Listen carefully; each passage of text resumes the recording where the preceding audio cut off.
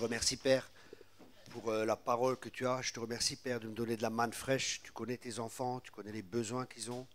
Tu connais toutes choses, Seigneur, et je te remercie, Seigneur, de me remplir de ton esprit, de me rendre sensible à ton esprit et de mettre tes paroles dans ma bouche. Et que ces paroles soient esprit et vie, que les vies soient changées et que les vies soient transformées. Et nous te donnons la gloire pour tout ce que tu fais dans le nom puissant de Jésus. Amen et amen. Ce matin, pendant que je me préparais dans la prière, j'ai reçu ce verset. Et je pense que c'est le verset, ou les versets, pour tout le séminaire, pour le thème de Michel, pour ce que je partage. Je pense vraiment que c'est ce que l'Esprit dit, ici en tout cas, mais je pense peut-être même à l'Église, pour les temps qui vont venir. Et sur le blog de Gérard, en plus. Donc, je crois que c'est vraiment la parole pour l'Église, je pense, actuellement. Et vous trouvez ça dans Jérémie 17, verset 7. Je pense que tout le monde connaît ce verset. Béni soit l'homme qui se confie en l'Éternel. Waouh! Voyez, mais c'est en fin de compte, c'est un message de foi. Béni est l'homme qui se confie en l'Éternel. Et souvent, vous savez, c'est compliqué, les messages, des fois, et quand ça devient compliqué, j'arrête d'écouter. Parce que je suis quelqu'un de simple, et il y a quelques années de ça, vraiment, j'avais reçu une parole pour que l'Église revienne à la simplicité à l'égard de Christ. Revenons à la simplicité à l'égard de Christ. Il faut qu'un enfant puisse comprendre, et il faut en même temps que ce soit tellement profond que des gens qui sont matures aussi, ils puissent comprendre et qu'ils soient nourris. Et parce que la parole de Dieu, elle est tellement pas profonde qu'un enfant ne peut pas s'y noyer, mais elle est tellement profonde qu'un adulte peut s'y noyer. Vous voyez, ça paraît un contraste. Vous voyez? Et béni l'homme qui se confie en l'Éternel. En fin de compte, se confier, c'est quoi? C'est la foi. Mais la foi, qu'est-ce que c'est? C'est une très bonne question. Qu'est-ce que c'est que la foi? La foi, c'est l'Esprit de Dieu qui convainc notre esprit des réalités invisibles, c'est-à-dire ce qu'on ne voit pas, pour que ces réalités invisibles soient plus réelles que le visible que nous voyons. Je répète cela. La foi, c'est l'Esprit de Dieu qui convainc notre esprit des réalités invisibles pour que les réalités invisibles soient plus réelles pour nous que les choses visibles que l'on voit. C'est une ferme assurance des choses qu'on ne voit pas comme si elles étaient. Je vais vous donner un exemple qui va beaucoup vous aider à comprendre ce que j'essaie de partager. Qui ici est sauvé? Ok? Il y en a qui ne sont pas encore? Ok? Tout le monde? Ok, c'est bon. Bon, je fais un appel, c'est pas un problème. Ok, tout le monde est sauvé. Mais comment pouvez-vous dire que vous êtes sauvé?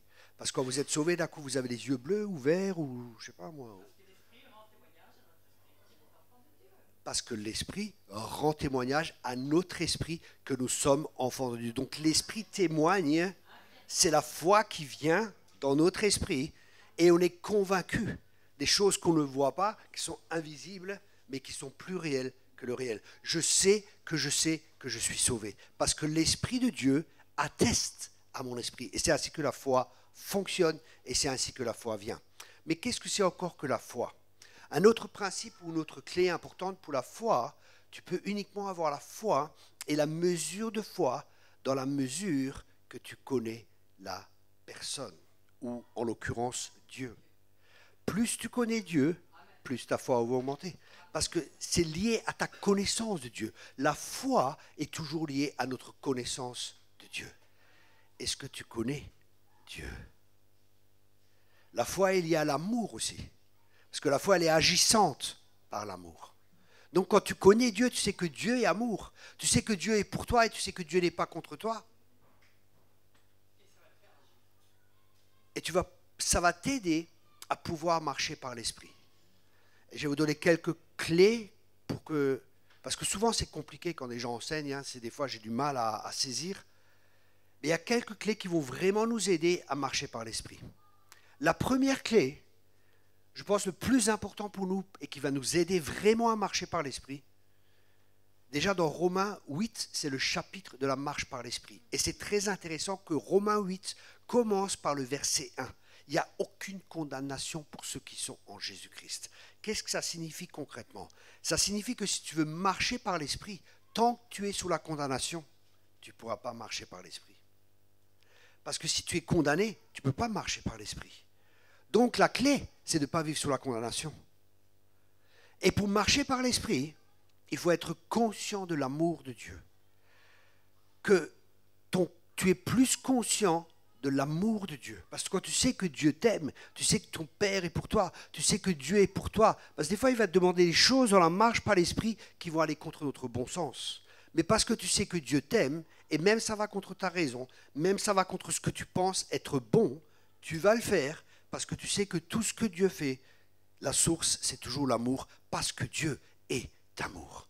Donc, avoir cette conscience que tu es aimé. Je suis aimé de Dieu. Je suis aimé de mon Père. Dieu m'aime. Dieu est pour moi. Qui peut être contre moi? Et tu es tellement dans cet amour, parce que Dieu est amour, et que tu marches dans cet amour. Parce que c'est ça la marche par l'esprit, c'est la marche royale. Et la voie royale, c'est l'amour. Et à ceci, on reconnaîtra que vous êtes mes disciples, à l'amour que vous avez les uns envers les autres. Et ça, c'est l'Église que Dieu est en train de préparer pour la fin des temps. C'est l'Église. La marque, le sceau de cette Église, le sceau, ça sera l'amour. Et l'amour, pourquoi? Parce que Daniel dit, dans la fin des temps, il y a un peuple qui se lèvera et un peuple qui sera fort parce qu'ils connaissent leur Dieu. Waouh! Waouh!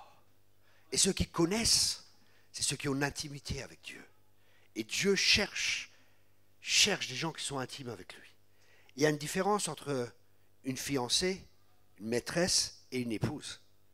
Et Dieu désire qu'on soit son épouse. Ça veut dire qu'on ait une telle intimité avec lui. Une maîtresse, elle court un peu partout. Hein. Une fiancée, elle n'est pas encore unie avec lui. Mais Dieu veut qu'on soit tellement unis avec lui, qu'il y ait une telle union que l'on marche avec Dieu comme Enoch marcha avec Dieu. Et parce que Enoch marcha avec Dieu, Dieu l'enleva. Et ça, c'est l'Église de la fin des temps. C'est l'Église que Dieu va enlever. C'est une Église qui a une telle intimité avec lui. Et parce qu'il y a cette intimité, ils peuvent se confier en lui. Et là, la Bible a dit, heureux l'homme qui se confie en l'Éternel. Et donc l'Éternel est l'espérance. Il y a une espérance.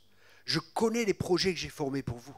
Projets de paix et non de malheur. Et un avenir plein d'espérance. Ça, c'est les projets que Dieu a pour chacun de nous ici. Et là, il faut être convaincu de cela. Et la conviction vient de l'esprit parce que l'esprit convainc notre esprit des réalités invisibles. C'est l'esprit de Dieu. Et c'est dans cette communion avec l'esprit de Dieu que cette conviction, que notre esprit sera convaincu que Dieu a des projets de paix et non de malheur et que Dieu a le meilleur pour nous. Même si des fois on ne comprend pas. Et des fois on ne comprend pas, pourquoi? Parce qu'on n'a pas encore renouvelé notre intelligence comme Dieu aimerait qu'on la renouvelle et qu'on ait la pensée de l'éternité. Parce que Dieu pense, pas comme nous pensons des fois, en termes d'aujourd'hui, demain, dans les années qui viennent. Dieu pense en termes d'éternité. Et si nous aussi on pense en termes d'éternité, si nous on pense avec la perspective que Dieu a, parce que chaque problème que nous avons est un problème de perspective. Je répète cela. Chaque problème que nous avons est un problème de perspective. Pourquoi tu t'inquiètes? Parce que ta perspective, elle te montre un problème et tu commences à te faire des soucis. Et en fin de compte, qu'est-ce que c'est que les soucis? Les soucis, c'est simplement de l'orgueil. Aïe, je marche sur les pieds, je ne vais pas m'excuser, mais c'est simplement de l'orgueil. Pourquoi? Parce que la Bible a dit, déchargez-vous sur lui de tous vos soucis, humiliez-vous sous sa main. Et quand on se décharge de ses soucis, parce qu'un souci, c'est quoi? Un souci, on a un problème, on n'arrive pas à le résoudre. Et on commence à réfléchir, on commence à se faire du souci, on commence à mijoter. Mais comment ça va se faire? Comment ceci? Comment cela? Ce n'est pas ton problème, c'est le problème de Dieu. Ne t'inquiète pas. Jetez vos soucis sur lui. Et le problème, souvent, que je vois, on prend nos soucis. Il est dit déchargez-vous, hein, dans la traduction française, mais la traduction allemande et anglaise, elle dit jetez vos soucis. Alors imaginez-vous sur lui, ça c'est les soucis, on les jette, merci Seigneur, je te remets tous mes soucis, alléluia, tu es si bon, ah je me sens mieux et tout, ah c'est tellement bon, je te jette tous mes soucis et tout. Puis après, on dit allez, merci Seigneur, hein, et on reprend tous ces soucis et c'est reparti.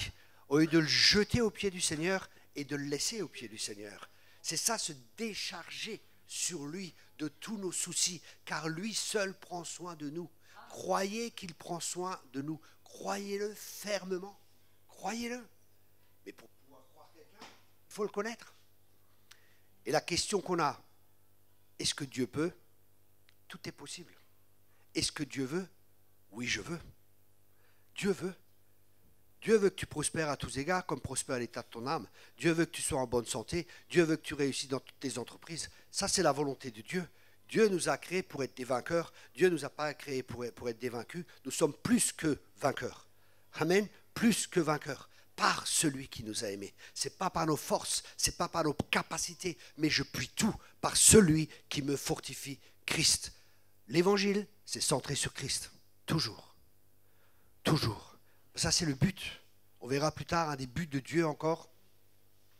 Mais pour nous, c'est important de vraiment d'apprendre à marcher par la foi. Et la foi, elle vient de la connaissance. Et la connaissance, c'est ce que Dieu peut faire, ce qu'il promet. Est-ce que Dieu peut pourvoir à mes besoins? Il a pourvu à des millions de Juifs dans le désert. Tu ne crois pas qu'il va pouvoir à ton sandwich et à celui-là de ta famille? Il a pourvu. Dieu est capable. Est-ce que Dieu veut? À chaque fois que Jésus allait voir les gens, il disait, si tu veux. Jésus l'a toujours dit, je veux. Dieu veut. Et le problème qu'on a des fois, oui, mais est-ce que Dieu veut pour moi? Ça, c'est des fois le problème. Pour les autres, oui. Même en tant que ministère, des fois, je crois pour la guérison pour tout le monde. Mais quand moi, je suis malade, est-ce que je crois pour moi? Et c'est là qu'il y a le combat. Non, vous, c'est pas comme ça. Non. Je vous connais, hein. Parce qu'on est de la même nature. On est kiff bourricot. C'est pour ça. On est pareil. Et on a tous les mêmes combats. Et le combat dans lequel nous sommes, c'est un bon combat, dit la parole de Dieu. Je répète, c'est un bon combat. Et ce combat, c'est le combat de la foi. C'est un bon combat, c'est le combat de la foi. Ce n'est pas un mauvais combat, c'est un bon combat. C'est pour ça que la foi est tellement, tellement importante. Et la foi, c'est la manière à laquelle Dieu fonctionne. Dieu est un Dieu de foi. Dieu dit et il ne doute pas ni rien. Il dit et les choses s'accomplissent. Dieu ne doute pas. Et nous, pareil, parce qu'on est créé à son image et qu'on a la même nature que Dieu, on doit marcher dans le royaume. Parce que ça aussi, des fois, on a prêché un évangile qui n'est peut-être pas l'évangile. Aïe.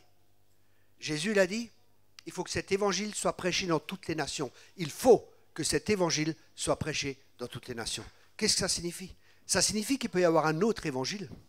S'il dit cet évangile doit être prêché dans toutes les nations. Et la question est, quel est l'évangile que Jésus a prêché? Quel est l'évangile que les apôtres ont prêché? Si nous voulons avoir les mêmes résultats que Jésus, si nous voulons avoir les mêmes résultats que les apôtres, nous devons prêcher le même message. Le même message amènera les mêmes résultats. Et quel était le message? Imaginez-vous, il vous reste 40 jours à vivre. 40 jours à vivre. Qu'est-ce que vous allez faire les 40 derniers jours? Vous allez voir votre femme, votre mari, vous occupez des enfants, vous occupez de la maison, vous occupez de tout ce qui vous tient à cœur. Et vous allez donner des consignes, vous allez vous occuper de tout cela. N'est-ce pas? Les 40 derniers jours. Ce n'est pas une prophétie, détendez-vous. Hein, c'était, okay, c'est les 40 derniers jours qui vous restent à vivre. Mais là, dans la parole de Dieu, qu'est-ce qu'il dit? Dans Actes chapitre 1. Et Jésus leur est paru pendant 40 jours et les a enseignés sur le royaume de Dieu. Waouh! Pendant 40 jours, il les a enseignés sur le royaume de Dieu. Waouh! Et la Bible dit, cherchez d'abord le royaume de Dieu et sa justice, et le reste vous sera donné par-dessus. Cherchez d'abord le royaume de Dieu. Donc pour nous, le royaume de Dieu est tellement important. Jésus a prêché le royaume. Et nous, qu'est-ce qu'on en a fait? On a fait une religion. Alors que ce que Dieu veut, c'est un royaume. Un royaume de prêtres, un royaume de sacrificateurs. Et qu'est-ce qu'il y a dans un royaume? Il y a un roi. Et l'Église a bien souvent eu le même problème qu'Israël. Israël ne voulait pas Dieu comme roi. Et on ne veut des fois pas Jésus comme roi. Sauveur, oui. Alors c'est bon là. Sauver, guérir, restaurer, alléluia. Mais Seigneur. Et pourtant la Bible a dit, celui qui croit dans son cœur et qui confesse de sa bouche que Jésus est Seigneur, il veut être le Seigneur. Ça c'est le but de Dieu. Nous ne pouvons pas marcher avec Dieu si nous ne connaissons pas les objectifs de Dieu et si nous ne connaissons pas les buts de Dieu. Et la question est, quel est le but de Dieu? Quel est l'objectif de Dieu? Venez avec moi dans Colossiens 1. Colossiens chapitre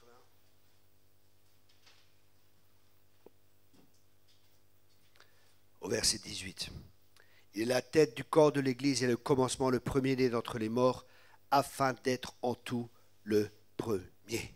Afin d'être en tout le premier. Le but de Dieu, c'est que Christ soit Seigneur de tout. Le but de Dieu, c'est qu'il grandisse et que tout le reste diminue. Le but de Dieu, c'est que Christ soit Seigneur à la gloire de Dieu le Père. Et ça, c'est le message. Il n'y a pas d'autre message. C'est le message de l'Évangile. Et le problème, des fois que je rencontre des fois, c'est qu'on a prêché un évangile qui n'est pas complet. On a prêché un évangile de Jésus sauve, mais pas de Jésus Seigneur. Et qu'est-ce que ça a créé comme mentalité chez les personnes? Le problème que ça a créé de prêcher juste Jésus sauveur, mais de ne pas prêcher Jésus Seigneur, ça veut dire on parle de tout ce que Jésus a fait pour nous. Et alors quand on devient chrétien, on dit, on a une pensée, tout ce que Dieu va faire pour nous. Mais on n'a pas cette pensée, qu'est-ce que nous, on va faire pour Dieu? Parce qu'on connaît tout ce qu'on a, et ça c'est important, tous nos acquis, c'est très important de connaître ça. Ça, Dieu m'a dit un jour, il y a des églises qui prêchent tout ce que les gens ont comme héritage et tout ça, c'est bien. Et il y en a d'autres, ils prêchent que les devoirs. Mais l'équilibre, c'est de prêcher les deux. De prêcher les devoirs, mais aussi de prêcher ce qu'on a en Christ. Vous comprenez ce que j'essaie de partager? Et ça amène l'équilibre. Il y a des églises que tu es béni, tu es guéri, il a fait ça à la croix et tout ça pour toi, c'est bien. Mais nous, qu'est-ce qu'on fait pour lui? Ou avec lui? C'est plus juste. Et ça, c'est la question. Ça, Jésus est Seigneur, il n'est pas juste Sauveur. Et Dieu est en train de préparer son Église. Il veut que on le connaisse. Retournez avec moi dans Jérémie, chapitre 17. J'aime bien Jérémie. Hein. Vous aussi? Vous savez qui c'est Jérémie? C'est un prophète. Mais c'est le prophète de qui? C'est ça la question. Jérémie, on dit que c'est le prophète du Père. Ésaïe, c'est le prophète du Fils. Ézéchiel, c'est le prophète du Saint-Esprit. C'est ce qu'on dit parce qu'il y a beaucoup de Saint-Esprit dans Ézéchiel. Il y a beaucoup le Père qui se révèle dans Jérémie. Et dans Ésaïe, c'est le Fils, 53 et ainsi de suite, et ainsi de suite. Vous voyez? C'est un petit truc théologique, hein, petite parenthèse. Mais on revient au verset qui dit « Et donc l'Éternel est comme l'espérance. » Waouh! Il est comment? Il est comme un arbre planté près des eaux. Waouh! Il est comme un arbre. Des fois, la Bible, elle prend les hommes comme des arbres. Hein. C'est l'interprétation des fois comme dans ce cas. Et qui étend ses racines vers le courant. Waouh! Nos racines, ça veut dire tout ce que là où on se nourrit, ça doit aller vers où? Vers le courant. Le courant, c'est quoi? C'est Dieu. Donc on doit tendre vers Dieu parce qu'il est la source. Ne prenons pas à des fausses sources. Soyons connectés à la bonne source. Ma source, c'est Dieu. C'est lui qui pourvoit à tous mes besoins avec richesse et gloire. C'est de lui que j'attends toutes choses. Amen. Et après il dit, et qui étant se racine vers le courant, il n'aperçoit point la chaleur quand elle vient, et son feuillage reste vert. Wow. Il n'aperçoit pas la chaleur, ça veut dire les difficultés, les problèmes, il passe à travers tout cela, et son feuillage reste vert. Pourquoi? Parce qu'il est connecté à la source intarissable. Il est connecté à Dieu, parce qu'il vit dans le royaume de Dieu, et dans le royaume de Dieu, c'est complètement différent. Et Jésus lui a dit que ton règne vienne, et que ta volonté se fasse sur la terre comme au ciel. Qu'est-ce que ça signifie?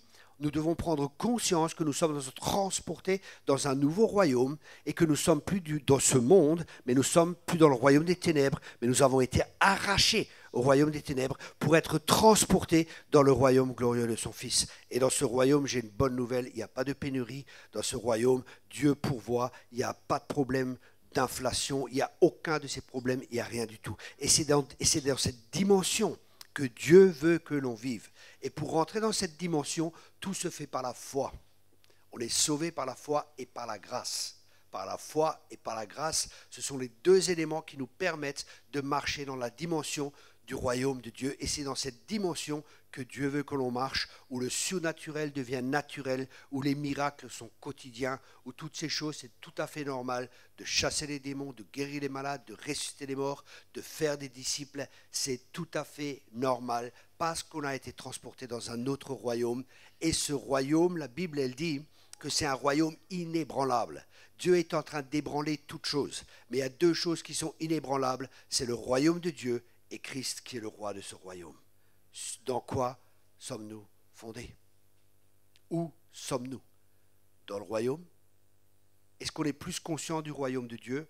Ou on est plus conscient de ce monde dans lequel nous vivons? Ou est-ce que nous sommes plus conscients?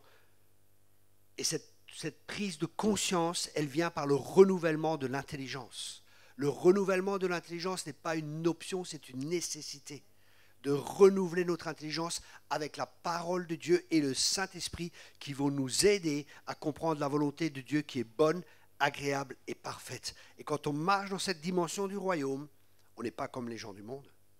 Les gens du monde, ils vont voir, il y a plein de problèmes partout. Nous, on est en paix. On sourit.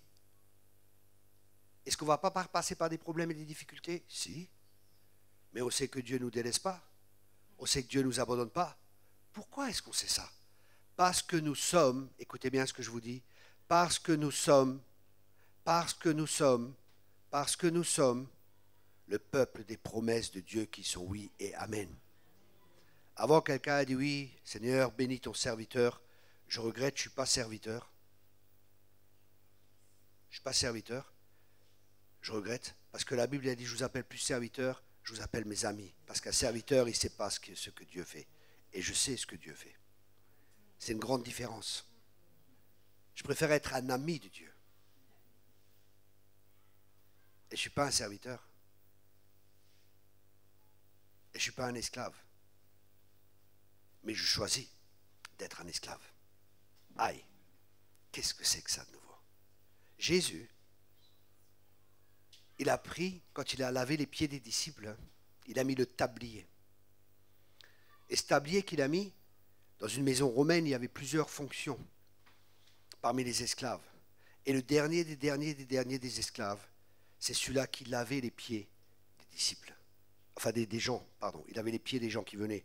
Parce qu'avec le sable et tout, ça avait commencé, hein, les pieds. Hein, avec les marches et tout. Et Jésus a pris la dernière place des esclaves dans une maison pour laver les pieds. Pourquoi? Pourquoi est-ce que Jésus a pu faire cela? Parce que son identité ne dépendait pas de ce qu'il faisait, son identité dépendait de ce qu'il était. Il savait qu'il était fils de Dieu, et parce qu'il était fils de Dieu, et parce qu'il est roi, il pouvait servir comme un esclave tout en étant roi. Avoir une mentalité de roi et servir comme un esclave. Je vous encourage, j'ai une école biblique par correspondance, des milliers d'élèves à ce jour, en clé USB, je vous encourage à faire notre école, ça va plus que vous bénir. Ça va changer votre mentalité, ça va vous amener dans la mentalité du royaume, ça va changer votre compréhension. Il y a je ne sais pas combien de milliers de gens qui ont fait cette école et j'ai plein de témoignages de vie transformée. Je vous encourage à la faire. Si vous êtes intéressé, vous pouvez aller sur notre site internet hmtransformation.com. Trouver l'école. C'était comme à la télé, vous voyez, un moment de pub. Voilà, la pub est passée. On passe de nouveau aux choses sérieuses. Ben, c'est sérieux quand même l'école, parce que ça change vraiment la vie. On a beaucoup de témoignages. Donc, vous voyez, c'est une mentalité qu'on doit avoir. On est des rois, mais on a un cœur de serviteur. Bien qu'on soit des rois. Waouh! Allez, ça change tout. C'est pas comme dans ce monde. Dans ce monde, dans le royaume de Dieu, c'est différent. Dans le monde, il va y avoir des places pour profiter des gens. Ils pensent que l'autorité, c'est pour abuser, mais l'autorité que Dieu nous donne, elle est pour servir et pour faire avancer le royaume de Dieu. C'est une mentalité qui est complètement différente. C'est pour ça que le message du royaume est tellement important et que ce message doit être reprêché. Et je crois que ce sera un des messages de la fin des temps que Dieu, je suis en train d'écrire aussi sur ça, que Dieu ramène à l'Église le message du royaume de Dieu, parce que c'est le message que Jésus a prêché, c'est le message que les apôtres ont prêché, et c'est le message que Jésus a prêché pendant 40 jours. Il les a enseignés pendant 40 jours sur le royaume de Dieu avant de repartir vers son Père. Et s'il les a enseignés, c'est c'était tellement important pour lui. Et ce qui est important pour lui doit être important pour nous. Jésus a prêché le message du royaume de Dieu. Et nous, souvent, ce qu'on fait malheureusement, on prêche un évangile qui est centré sur l'Église. L'Église, elle est bonne, mais le mot Église, il apparaît combien de fois dans la parole de Dieu? Et combien de fois apparaît le mot royaume de Dieu? Aïe. L'Église, elle est bonne, l'Église, c'est une nécessité, mais l'Église, ce n'est pas le but. L'Église, c'est le moyen pour faire avancer le royaume de Dieu. L'Église est importante. Et qu'est-ce que c'est l'Église? Très bonne question. C'est le mot ecclésia. Et ce mot a été utilisé pour des personnes qui prenaient des décisions. Ça veut dire que nous, sur cette terre, nous sommes là pour prendre des décisions, pour lier ou pour délier. Je vous ai donné les clés du royaume avec lesquelles vous pouvez lier et avec lesquelles vous pouvez délier. Et maintenant, écoutez-moi bien. Je vois souvent des gens, nous lions ceci, nous lions, nous délions, et nous chakalaba, kipushukapa, kebosokoto, sakaba. Imaginez-vous, depuis 2000 ans, il y a des gens qui lient le diable, mais d'avoir des milliers de tonnes de cordes autour de lui et tout ça. Qu'est-ce que ça signifie lier et délier? La pensée juive, lier et délier signifie permettre ou ne pas permettre. C'est aussi simple que ça. Arrêtez de lier. Permettez ou ne permettez pas. C'est aussi simple que ça. Parce qu'il y a des choses qu'on peut permettre et il y a des choses qu'on ne peut pas permettre. Et c'est pour ça que les anciens se tiennent aux portes. Les portes, c'est toujours des domaines d'autorité. Et c'est là que l'Église doit se tenir aux portes. Aux portes. Pour permettre ou ne pas permettre. D'entrer ou ne pas permettre d'entrer. Et ça, on va un peu dans le combat spirituel, hein, mais je ne vais pas aller trop loin parce que je sens qu'il y a d'autres besoins qui sont là avant d'aller là. Hein. Et des fois, les gens ils veulent aller à des niveaux où ils ne sont pas encore préparés pour aller. C'est pour ça qu'il faut de la sagesse. Tout le monde ne peut pas aller dans certains niveaux de combat spirituel. Il y a des niveaux de combat spirituel où on ne peut pas amener un bébé, on ne peut pas amener un enfant, on ne peut pas amener un jeune homme. Il faut qu'il y ait des gens qui soient matures, des gens qui connaissent la parole de Dieu et l'importance de la parole de Dieu. Des gens qui sont arrivés à maturité, des gens qui savent discerner, des gens qui sont plus au lait, des gens qui sont à la nourriture solide. Vous comprenez? Ok. Donc, qu'est-ce qui se passe? Jérémie 17, verset 7. Il n'aperçoit point la chaleur quand elle vient et son feuillage reste vert. Dans l'année de sécheresse, il n'a point de crainte et il ne cesse de porter du fruit. Amen. La clé, c'est quoi? C'est notre communion avec Dieu. C'est que nos racines aillent vers la source, c'est qu'on soit connecté avec la source. Et le cep, nous sommes les sarments. Si on veut porter du fruit, il faut être rattaché. Parce que sans moi, vous ne pouvez rien faire. Et Dieu nous a appelés afin que nous allions et que nous portions du fruit. Dieu veut que tu portes du fruit. Mais la clé pour porter du fruit, c'est dans l'intimité. Comment on fait les bébés? Dans l'intimité. C'était une grande révélation. Hein? Et bien dans l'église, c'est pareil, des bébés spirituels. Pour grandir spirituellement, toutes les choses se font dans l'intimité avec Dieu. Et ça, c'est vraiment la clé. Vous savez, vous pouvez courir de séminaire en séminaire, et je vois des gens, ils courent de séminaire en séminaire. Ils se font imposer les mains, ils se font tellement imposer les mains, ils n'ont plus de cheveux sur la tête, à force de se faire imposer les mains, mais ils n'ont jamais grandi. Ils sont toujours pareils. Les gens, je les vois année après année avec les mêmes problèmes. Pourquoi? Parce qu'ils s'attendent que moi ou les gens de mon équipe, tout ça, ils fassent le travail, mais ils ne font pas leur part. Et chacun de nous a une part à faire. Ta part, c'est une relation avec Dieu. Si tu aimes Dieu, tu as une relation avec lui. Moi, on m'oblige tout le temps. Hein. Aller avec ma femme et tout, mes enfants, on m'oblige, je ne vous dis même pas. Va avec tes enfants, va avec ta femme, je ne vais pas y aller. Mais vas-y avec tes enfants, avec ta femme. Est-ce que je suis comme ça? Non. Et avec Dieu, c'est pareil, c'est une relation d'amour avec Dieu. On aime être avec Dieu. J'aime ta présence. Le peuple de la fin des temps, c'est un peuple qui fera la différence à cause de la présence de Dieu. Rappelez-vous le premier message quand j'ai commencé avec Josué. Qu'est-ce qui a fait la différence? Qu'est-ce qui a fait la différence? Quand Dieu il a dit à Josué, dis qu'il prenne l'arche et qu'il passe à travers le Jourdain. L'arche est venue. Et la présence a fait la différence. La présence de Dieu dans notre vie fera la différence. Nous avons besoin de sa présence. Et nous sommes le peuple aussi de la présence de Dieu. C'est pour ça que c'est important que nous soyons intimes avec Dieu. Et quand on a cette intimité avec Dieu, il y a la présence de Dieu qui est là. Vous savez, vous pouvez faire des réunions dans les églises autant que vous voulez. Vous pouvez chanter des Alléluia, vous pouvez avoir les derniers spots, vous pouvez avoir tout ce que vous voulez, vous pouvez mettre les essuie-glaces en truc, vous pouvez faire plein de trucs. Vous savez, ça me rappelle une histoire. Écoutez bien ce que je vous dis. Écoutez bien ce que je vous dis. Élie était là. Et les faux prophètes étaient là. Vous vous rappelez de l'histoire? Et qu'est-ce qu'ils ont fait les faux prophètes? Ils ont dansé, ils ont chanté, ils ont tout fait. Ça me rappelle des fois les églises charismatiques. Pour que le feu descende. Mais le feu n'est pas descendu. Parce que le feu descendra quand Dieu décide que ça descend. Et le feu ne descend pas à travers toutes nos mascarades. Pour que le feu descende, il faut qu'il y ait un sacrifice sur l'autel. Et quand il y a un sacrifice, le feu descend. Le sacrifice appelle le feu. Et si nous sommes des sacrifices vivants pour Dieu, le feu va descendre. Ce n'est pas à cause de tous nos giligubouzou du Yalamache Kébé et tout ce qu'on essaie de faire qui va faire descendre le feu. Quand il y a un sacrifice qui est agréable à Dieu, le feu va descendre. Et l'Église a besoin de feu. Amen. Je suis venu sur terre pour jeter un feu. Et on a besoin de ce feu. On a besoin d'être enflammé pour Dieu. Un chrétien, ce n'est pas quelqu'un de tiède. C'est quelqu'un qui est en feu. C'est quelqu'un qui est rempli de Saint-Esprit et de feu. Alléluia. Un jour, ils ont demandé à Rainer Bonke, mais tu n'as pas peur des démons et tout ça, et tu es en Afrique et tout. Il dit, tu sais, quand un fourneau est allumé, les mouches ne se posent pas dessus. Et Belzébul, c'est le prince des mouches. Amen. Alors soyez en feu. Vous savez, je vois trop de gens, le diable m'a fait, le diable m'a fait, le diable. Non mais, prends la responsabilité de ta vie et arrête d'accuser le diable, quoi. Le mec qui sort de l'église, le diable est en train de pleurer devant l'église, il dit, qu'est-ce que t'as? Il dit, ben, ceux qui sont là-dedans, ils me donnent la faute pour tout. Prenons nos responsabilités. Le diable peut uniquement faire ce que nous lui permettons qu'il nous fasse. Quelqu'un peut dire Amen? Amen. Jésus a dit, l'ennemi vient, il n'a aucune prise en moi. Il n'a aucune prise en moi. Amen. Et il ne pouvait rien faire à Jésus jusqu'à ce que son temps était venu. Jusqu'à ce que son temps était venu. Il ne pouvait rien faire. Il voulait jeter de la falaise, il passe entre. Nous, c'est pareil. Tant que notre temps n'est pas venu, toute arme forgée contre nous sera sans effet. Toute langue qui s'élèvera contre nous, on la condamnera, car tel est l'héritage des serviteurs de l'Éternel. Ancien Testament, hein, maintenant, les amis de l'Éternel. Amen. Ça va? Vous recevez? Vous avez encore faim? Ok. Ça, c'était un message. On va passer au prochain. On a encore un peu de temps? Oui. Ah, Gérard, il veut se reposer. 2 minutes, oui. Il montre.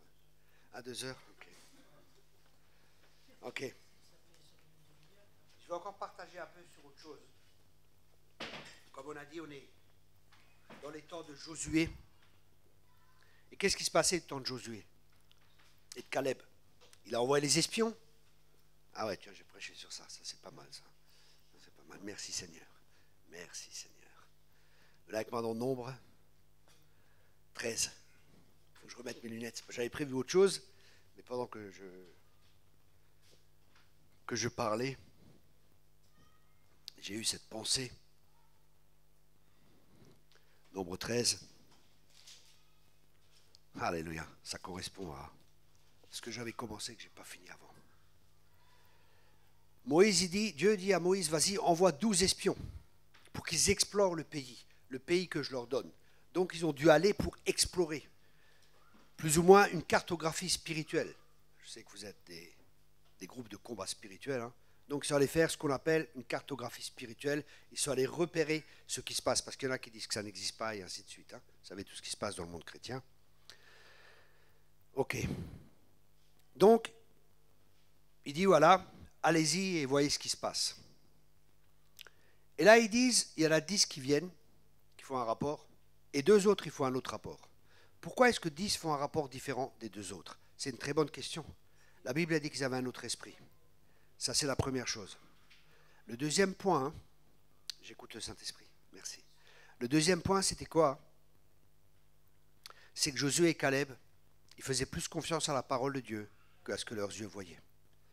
Mais ce n'est pas fini. Il y a encore un autre point qui est important. Et celui-là, il est maintenant important pour chacun de nous ici. Je croyais que j'avais un ministère de réveil, pas un ministère de sommeil. Oh, Rabashikarama Sakava Shakava. Réveille-toi, toi qui dors. Notre les morts. Alléluia.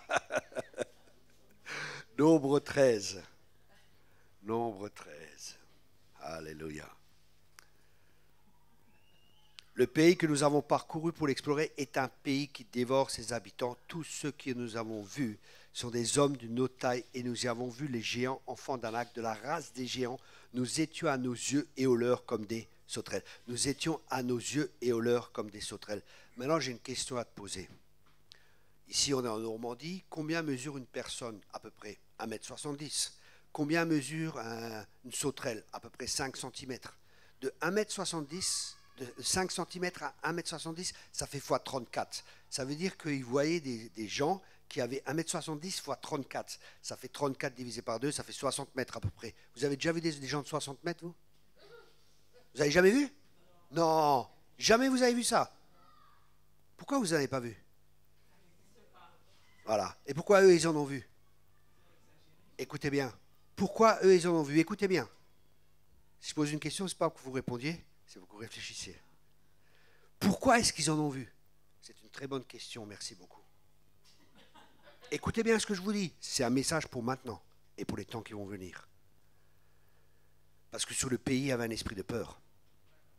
Et la peur déforme notre perception. Rappelez-vous au début du message, quelle est la perspective que tu as? La peur déforme notre perspective. Quand on a un problème, souvent, le problème devient beaucoup plus grand qu'il est. Parce qu'au lieu de regarder aux promesses de Dieu, on regarde notre problème, et notre problème devient un géant. Au lieu de savoir que c'est Dieu, le géant des géants et des géants et des géants. Au lieu de regarder la grandeur de Dieu, on regarde notre problème. Ce sur quoi tu te fixes, ce sur quoi tu te concentres, c'est ce qui va grandir dans ta vie. À quoi regardons-nous? Levez les yeux, dit la parole de Dieu. Quand vous verrez ces choses arriver, levez les yeux. On lève les yeux vers qui? Vers Dieu. Amen. On lève les yeux à lui. Plus on contemple Jésus, plus on est transformé de gloire en gloire. C'est lui que nous devons regarder. Où sont fixés nos regards? Il se voyait et il voyait les autres. Il croyait que les autres les voyaient comme des sauterelles et ils se voyaient comme des sauterelles. Mon autre question, qui est très importante pour toi, comment te vois-tu? That is a good question. Quelle est la perspective que tu as de toi? Est-ce que tu te vois comme peut-être tes parents t'ont dit? Est-ce que tu te vois comme peut-être les gens t'ont dit, professeur d'école, personne d'autorité dans ta vie? Ou est-ce que tu te vois comme Dieu te voit? Ça, c'est la question. Moi, je me vois comme Dieu me voit. Je suis une créature merveilleuse. C'est bien, merci ma sœur, toi tu es dans l'esprit. Je suis une créature merveilleuse. Peut-être vous dites, mais qu'est-ce qu'il est orgueilleux lui? Non, je suis humble. Ah, en plus, il dit qu'il est humble. Ah ben ça, c'est pas mal, hein? Il ose dire, vous savez, les gens qui connaissent Dieu et les gens qui savent qui sont en Dieu, ils peuvent paraître arrogants parce qu'ils ont une assurance qui est là. Mais en fin de compte, ils ne sont pas arrogants. Ceux qui croient qu'ils sont arrogants, ils sont simplement ignorants. Parce que je sais qui je suis en Christ. Plus on comprend qui on est en Christ, plus on est dans un repos et plus on a une assurance qui est là. Et plus on se repose en Dieu. Et plus on vit dans la liberté glorieuse des enfants de Dieu. Plus on vit dans le royaume de Dieu. Ma question est, comment te vois-tu? C'est la question la plus importante que tu peux te poser dans ta vie. Est-ce que le regard que tu portes sur toi-même est le regard de Dieu? Ou est-ce que le regard que tu portes sur toi-même est faussé? Je ne peux pas, je suis incapable, je suis qu'un pauvre pécheur, sauvé par grâce, tu n'es plus un pécheur. Mais je pêche encore. Ah bon, tu pêches encore? Rassure-toi, tout le monde pêche. Par Gérard, mais sinon sa femme le sait. Non, tout le monde pêche. Celui qui dit qu'il n'a pas de péché est un menteur, dit la Bible. Vous voyez? Tous. Mais ce n'est pas ce qu'on fait qui détermine ce qu'on est, c'est ce qu'on croit qui détermine ce qu'on va faire. Et la Bible dit qu'elle nous déclare juste. Dieu te déclare juste. Dieu te déclare juste. Je prêche sur ça plus tard peut-être. Dieu te déclare juste. Et si Dieu te déclare juste, qui es-tu pour dire que tu es pécheur? Parce qu'être juste, c'est recevoir une nouvelle nature. Christ est devenu tout ce que tu es pour que tu deviennes tout ce qu'il est. 2 Corinthiens 5, verset 21. 2 Corinthiens, chapitre 5, verset 21. Celui qui n'a pas connu le péché a été fait péché. Celui qui n'a pas connu le péché a été fait péché. Un jour, j'ai invité chez des cathos et je dis voilà, celui qui n'a pas connu le péché a été fait péché. C'est qui? Et là, une femme, c'est Marie. J'ai dit celui, j'ai pas dit celle-là. Heureusement, elle ne m'a pas dit en Christ, il n'y a ni homme ni femme. Non, non. Il s'agit de qui? Celui qui n'a pas connu le péché, c'est qui? C'est Jésus. A été fait péché. Mais pourquoi est-ce qu'il a été fait péché? Et la réponse est dans la suite du verset, afin que nous devenions justice de Dieu. Waouh! Est-ce que tu te vois juste ou est-ce que tu te vois pécheur? Ça va déterminer toute ta manière de vivre.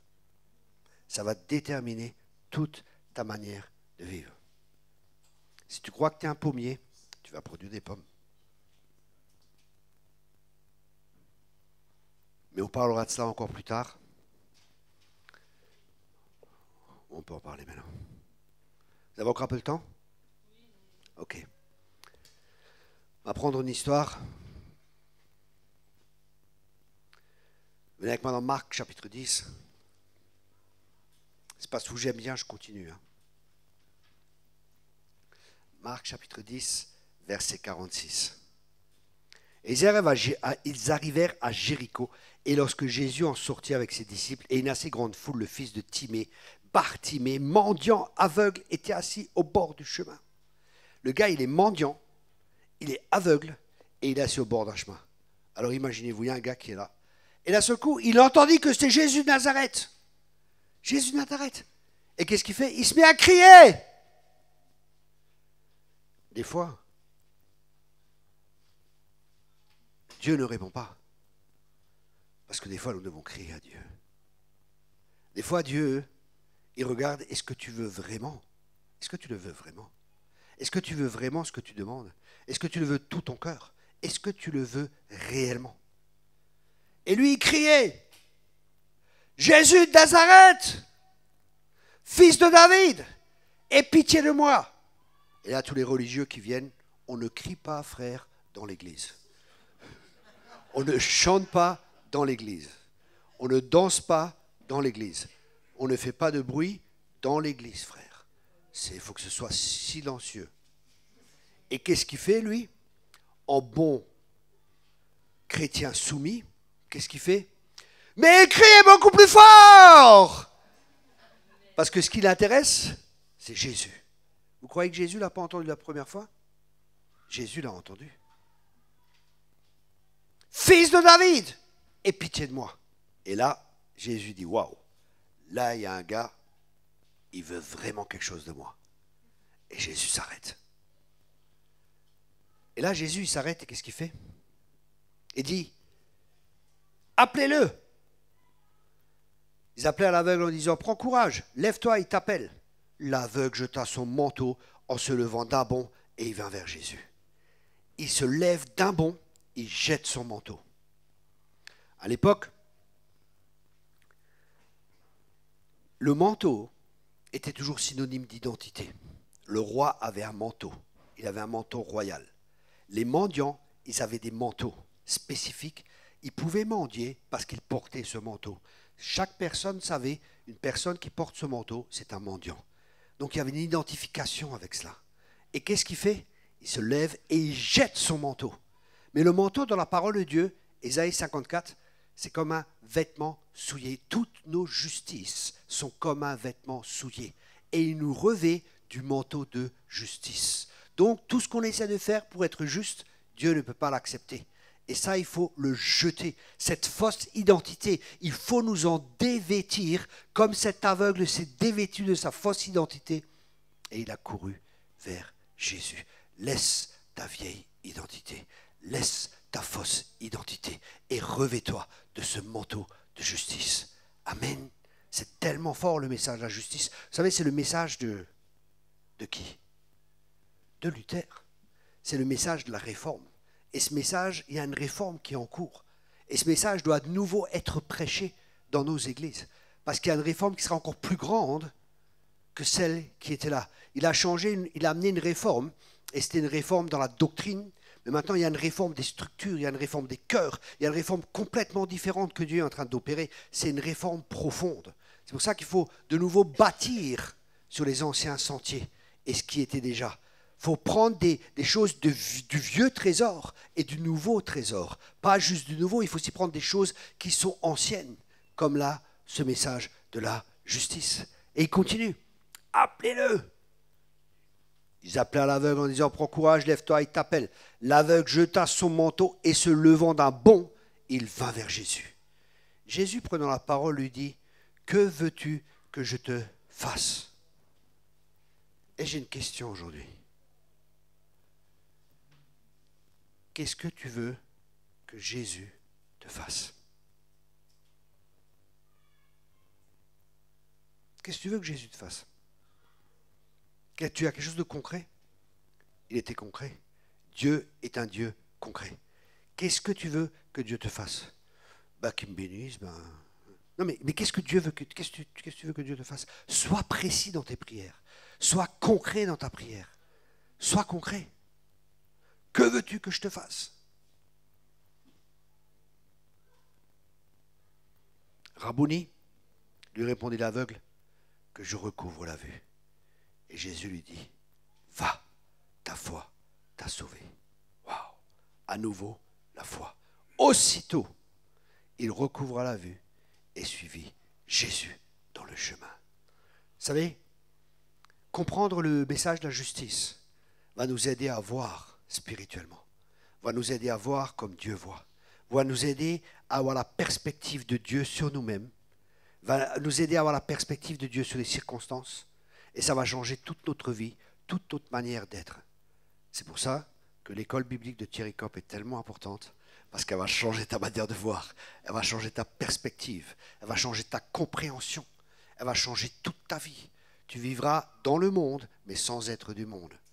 Et parce que tu viens d'un autre monde, tu amèneras les choses qui sont dans l'autre monde, dans ce monde, pour influencer, pour impacter ce monde et pour changer ce monde. C'est ce que fait le sel. Le sel, il l'impacte. Le sel change. Le sel transforme. Et nous sommes le sel de la terre. La lumière et l'éclair. Vous savez, je vois des gens, ils font plein de combats spirituels. Et des fois, je me dis, mais qu'est-ce qu'ils font à se fatiguer là? Imaginez-vous, vous arrivez dans une pièce. Il y a du bon combat spirituel. Hein, comprenez-moi bien. Mais je vois des fois du combat spirituel, je me dis, oh Jesus, qu'est-ce qu'ils font encore comme cinéma là? Quand il y a les ténèbres dans une pièce, les spécialistes du combat spirituel, ils arrivent au Ramashikaraba Sekebe Shikubushurata, Shukama, ils commencent à combattre et tout. Le chrétien qui sait, il appuie sur l'interrupteur. Le chrétien qui sait, il appuie juste sur l'interrupteur. Vous comprenez ce que je veux dire? Je vois des fois des gens, ils sont tout le temps en train de goulou, boulou, goulou, boulou. Mais calme-toi, quoi. Détends-toi. Vous savez, et je voyage un peu dans le monde entier, hein, et je voyage dans différentes dénominations et tout ce que vous voulez. Comment je peux expliquer ça? Voilà. Je me rappelle un jour, j'arrive dans une église, les gars, ils sont là. Nous détruisons les haut-parleurs du diable, nous détruisons cela, nous détruisons cela. Voilà, qu'est-ce qu'ils sont en train de faire? Quel cinéma, quoi. Et les gens étaient là, alléluia, chikalaba, oulala, bibibi, bibiba. L'autre fois, je vais dans une église, je prêche. Et je prêchais sur l'armure. Et je dis, vous savez, il y a des chrétiens, le matin, ils se lèvent, ils mettent le casque du salut, ils mettent les chaussures pour annoncer l'évangile, prennent le bouclier de la foi, l'épée de l'esprit, la cuirasse de la justice, c'est des tueurs, quoi. Ils sont prêts à sortir. Et tous les jours, ils font ça. Première question, pourquoi vous êtes dévêtus? Bonne question. Et comme ça, je prêche dans l'église et tout. Et à la fin, c'était une femme, pasteur, elle vient. Elle me dit, je ne suis pas d'accord avec votre message. Je dis, ah bon, pourquoi? Elle me dit, parce que nous, on fait ça tous les jours. Je dis, écoutez, c'est la première fois que je viens chez vous et je prêche sur ça. Peut-être que Dieu vous parle. Non, c'est pas possible ici et ça. Je dis, ok. Dans un autre groupe que j'étais, c'était un grand groupe de combat spirituel. Je dis, vous savez, il y a plein de combats qui sont inutiles et tout. Et je commence à parler un peu sur tout ça. Et le pasteur, à la fin, il vient et dit, je ne suis pas d'accord du tout avec l'enseignement. Il y avait plus de 1000 personnes, 1200 personnes. Il dit, je ne suis pas d'accord avec l'enseignement de Thierry Kopp, ici et ça. Je dis, bon, c'est son problème. Moi, j'amène le message de Dieu. Devant tout le monde, il dit, je ne suis pas d'accord. Je reste assis, tranquille, je dis rien. Après, on va manger ensemble. Il dit, oui, tu sais, ce que tu dis, c'est vrai, mais pour toi, mais pas pour les gens, tu sais, ils pêchent et tout, et ci et ça. Je n'ai même pas répondu, quoi. Il y a des combats qui sont inutiles. Le vrai combat, écoutez bien maintenant ça, Écoutez bien cela. Écoutez bien cela. Quand vous regardez le combat spirituel dans le Nouveau Testament, la plupart du combat, c'est contre la chair. La plupart. Le vrai combat que nous avons, c'est demeurer en lui. Demeurer en moi. Et je demeurerai en vous. Quand on demeure en Christ, mais qu'est-ce que le diable peut te faire, quoi? Si tu es caché en Christ, si tu es en Christ. Et ça ne veut pas dire que Dieu ne te dit pas de faire des actes prophétiques ou de faire des choses après. Mais souvent, les gens, ils s'éparpillent ici et ça, et il n'y a rien qui se passe, quoi. Mais quand on demeure en lui, et que Dieu nous donne des révélations de faire des actes prophétiques. Je me rappelle un jour, j'étais dans une église. C'est au Costa Rica, j'arrive. Et le Seigneur me parle, il me dit, tu parles au pasteur et tu lui dis que il faut faire le tour de l'église, il faut mettre de l'huile partout dans l'église, et il faut demander pardon d'avoir permis à Jézabel d'avoir la place dans l'église. C'est la première fois que je vais dans l'église, je connais rien, je sais rien. Je dis ça au pasteur, il me dit oui. On était une église de 400 personnes, on est descendu à 50 personnes ou 60 personnes. Il y avait Jézabel qui a attaqué l'église. Il s'est repenti d'avoir permis ça. On est allé autour de l'église, on a mis de l'huile. Le problème était réglé. Et c'est sous la direction de l'Esprit de Dieu qu'il faut faire la guerre. La guerre est une guerre spirituelle. On ne peut pas combattre cette guerre et avoir la victoire dans cette guerre avec des armes naturelles. Et beaucoup de choses, je vois, c'est souvent la chair. Des gens qui veulent faire, qui ont une bonne motivation, qui veulent faire pour Dieu, mais le problème, c'est qu'ils font pour Dieu, mais pas avec Dieu. Et ça fait toute la différence. Vous comprenez ce que j'essaie de partager? David ne menait aucun combat. Chaque combat qu'il menait, il consultait l'Éternel. On ne peut pas partir à la guerre comme ça parce qu'il y a un chef. On revient à la seigneurie de Jésus. Et le chef des armées, c'est l'Éternel des armées. Et c'est lui qui dirige les troupes. C'est lui qui va nous dire, allez là-bas, faites ceci, faites cela. Et quand on fera ce qu'il nous dit, il y aura des grandes victoires. David, il avait tout le temps des victoires, excepté quand il a désobéi. Mais tant qu'on est obéissant, tant qu'on marche dans cette obéissance, et ce n'est pas une obéissance par crainte, mais c'est l'obéissance par amour. Parce qu'on aime Dieu, on lui obéit. Et c'est là qu'on aura des grandes victoires. Et ça, c'est l'église que Jésus est en train de préparer. C'est une église qui a une intimité avec lui. Parce que tout découle de l'intimité. Je répète cela. Tout découle de l'intimité. Si je n'ai pas d'intimité avec Dieu, je n'ai rien à vous amener. Mais ce matin, j'ai pris du temps avec le Seigneur. J'ai pris du temps aussi, tout le temps, je suis tout le temps en communion avec Dieu. Tac, m'arrive. Là, j'étais par exemple, vous savez, la vie de l'esprit, c'est très simple. Nous, on complique tout. Là, j'étais en Allemagne chez des disciples que je forme, et on arrive dans un magasin et tout. Il y avait une femme devant moi, et une autre qui arrive, et on commence à discuter. Je commence à discuter avec elle, je ne sais plus comment la discussion s'est entamée. D'un seul coup, elle me dit, ah, on vient d'Ukraine et tout. Je leur dis, ah, c'est difficile quand même en Ukraine et tout, la guerre et tout, et ci et ça. Et je sentais l'amour de Dieu, mais fort, quoi. Et je parlais avec cette femme et tout, je dis, ah, vos maris et tout. Et je sentais l'amour, mais en même temps la souffrance de ces femmes comme ça, et je les regarde comme ça. Je dis, ah, c'est dur. Et les larmes commencent à couler, je commence à pleurer et tout. Et je parlais à cette femme, elle était comme ça. L'autre était déjà partie, l'autre était comme scotchée, elle ne pouvait plus bouger, tellement qu'il y avait l'amour de Dieu. Et je lui parlais du Seigneur et tout, et après, elle est partie, elle est rejointe, et je la voyais, elle était vraiment touchée par le Seigneur.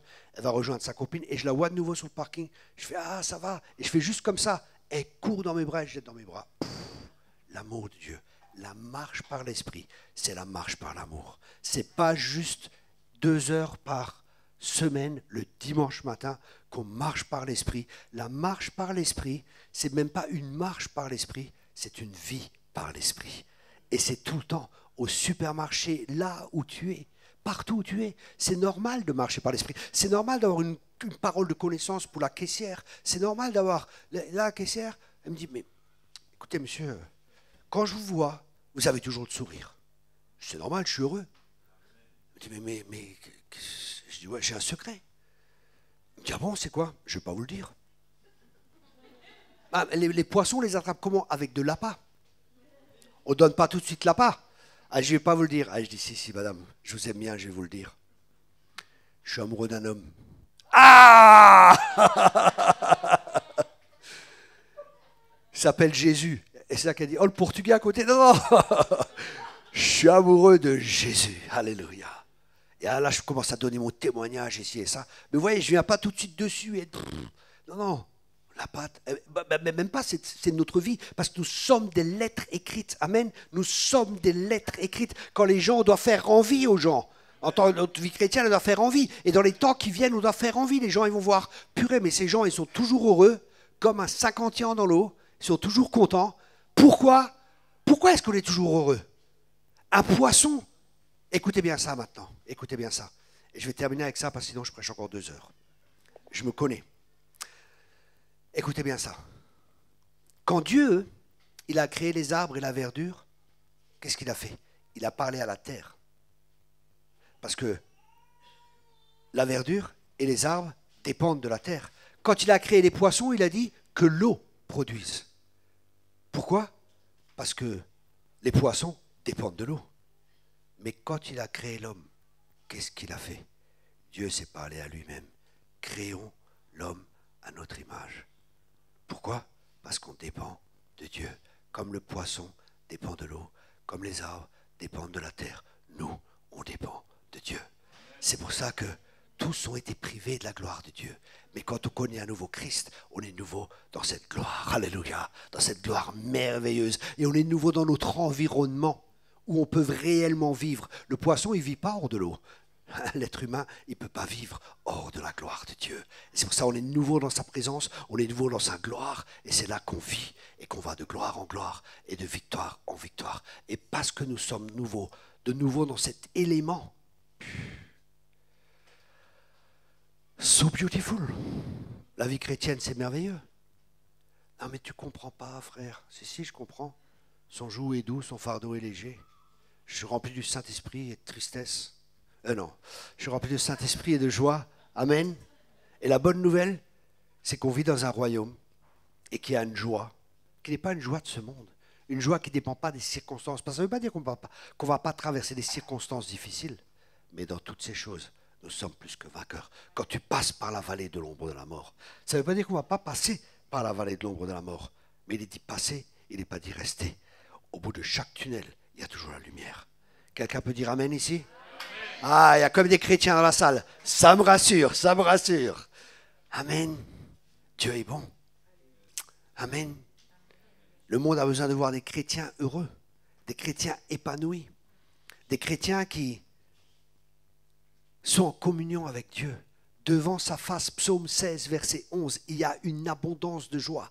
Devant sa face, il y a une abondance de joie. Ça veut dire quand on vit devant la face de Dieu et qu'on vit en communion avec Dieu, il y a toujours cette joie qui est là, cette joie qui ne dépend pas. On peut passer par des épreuves, on passe par des difficultés, mais on est connecté avec lui, on est connecté à cette joie, et à travers cette joie, on est fort. On est fort et on est plus que vainqueur. Amen. Je te remercie, Seigneur, pour ta parole. Je te remercie, Seigneur, pour tout ce qui a été semé. Et je te remercie, Père, pour les révélations que tu donnes à ton peuple. Je te remercie parce qu'on a besoin de manne fraîche. Je te remercie que tu nous nourris chaque jour. Que tu as la manne fraîche pour nous chaque jour. Que chaque jour, il y a quelque chose de nouveau. Que chaque jour, tu nous parles. Que chaque jour, tu nous conduis. Que chaque jour, on peut voir ta main. Et que tu es un bon Père. Que tu ne nous délaisses pas, tu ne nous abandonnes pas. Tu dis dans ta parole, même si ton père ou ta mère te délaisse ou t'abandonne, moi, je ne t'abandonnerai jamais. Alléluia. Et on te remercie aussi, Seigneur, que tu es capable de pourvoir, de créer des chemins là où il n'y a pas de chemin, d'appeler les choses qui ne sont pas comme si elles étaient. Merci, Père. Merci, Père, que dans les temps difficiles qui viennent, tu es notre appui, tu es notre abri, tu es une tour forte où le juste court et s'y réfugie. Merci, Père, que tu es un bon Père. Et que nous ne sommes pas affectés par la crise, que nous ne sommes pas affectés par les choses du monde, parce que nous vivons dans un autre royaume. Et c'est le royaume de Dieu dans ton royaume. À toi soit toute la gloire. Amen et amen. Merci beaucoup.